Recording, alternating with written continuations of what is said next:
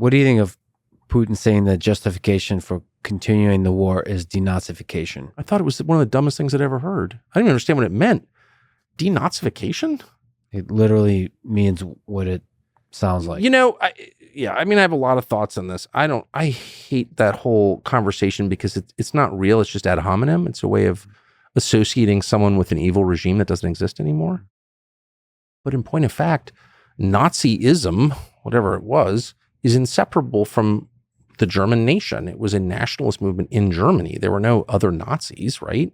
There's no book of Nazism. Like, I want to be a Nazi. What is it? What does it mean to be a Nazi? There's no idea. There's no Mein Kampf. Mein Kampf is not Das Kapital, right? Mein Kampf is like, to the extent I understand it, it's like he's pissed about the Treaty of Versailles. Whatever. I'm very anti-Nazi. I'm merely saying there isn't a Nazi movement in 2024. It's a way of calling people evil.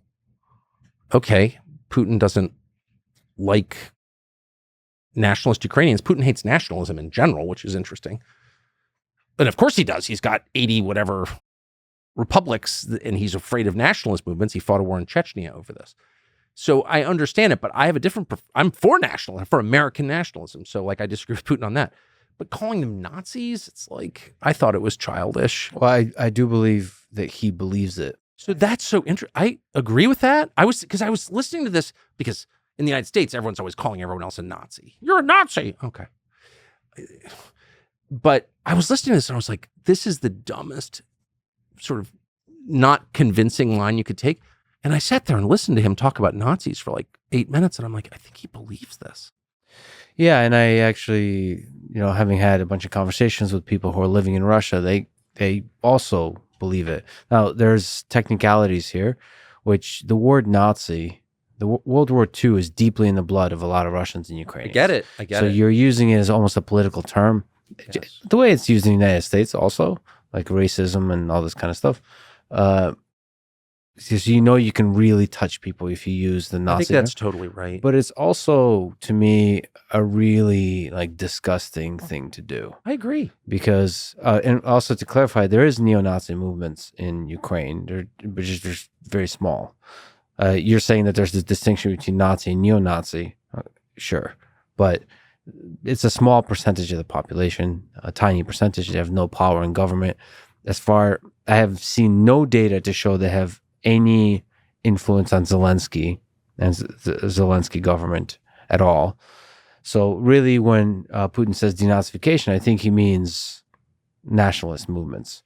I think you're right, and I agree with everything you said. And I do think that the Second World War, occupies a place in Slavic society, Polish society, Central and Eastern Europe, that it does not occupy in the United States. And you can just look at the death totals.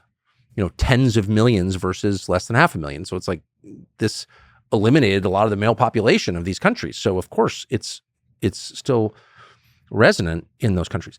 I get it. I think I've watched the misuse of words, the weaponization of words for political reasons for so long that I just don't like, and though I do engage in it sometime, I'm sorry, I don't like just dismissing people in a word. Oh, he's a Nazi, he's a liberal or whatever. It's like, tell me what you mean. What don't you like about what they're doing or saying? And Nazi especially, it's like, I don't even know what the hell you're talking about. What troubled me about that is because he said that that's the primary objective currently for the war. And that, because it's not grounded in reality, it makes it difficult to then negotiate peace. Because what does it mean to get rid of the Nazis in Ukraine?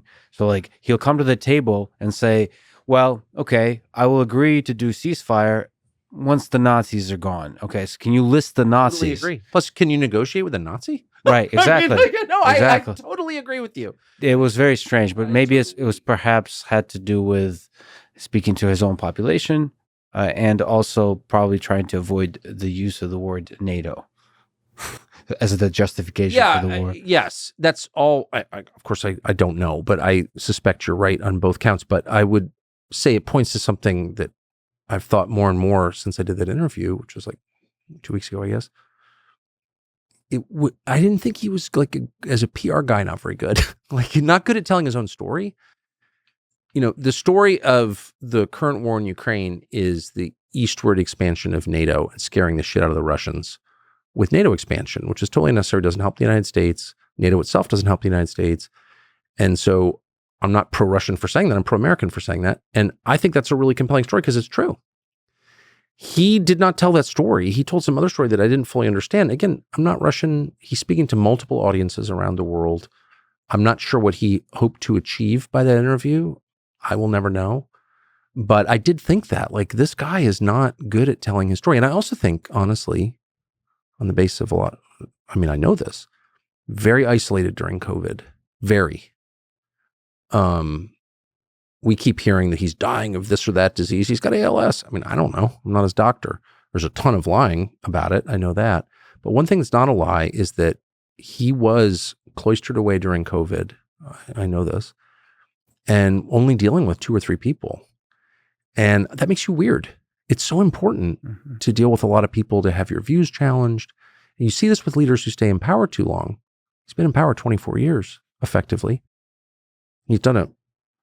You know, there's been upsides, I think, for Russia, the Russian economy, Russian life expectancy, but there are definitely downsides. And one of them is you get weird and you get autocratic.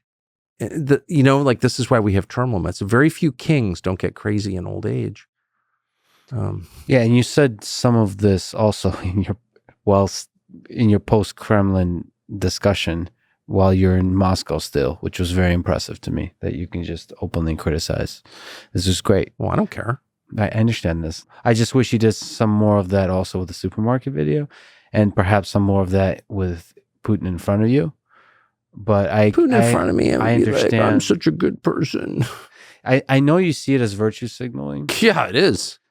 Have you seen some of the interview he did with some NBC News child? Yes, I understand. Oh. So I think you're just so annoyed by how bad journalists are that you just didn't want to be them. Yeah, that's probably right, and actually. Some great conversations will involve some challenging, like you were confused about denazification. Well, first of all, I accept your criticism and I accept it as true that in some way I'm probably pivoting against what I dislike. And I have such contempt for American journalists on the basis of so much knowledge that I probably was like, I don't want to be like that. Fair. That is a kind of defensiveness and dumb. So you're right. As for the Nazi thing, I was like, I really felt like we were just speaking so far past each other that we would never like come to, I was like, I don't even know what the hell you're talking about. And and especially when I decided or concluded that he really meant it, I was like, that's just too freaking weird to me.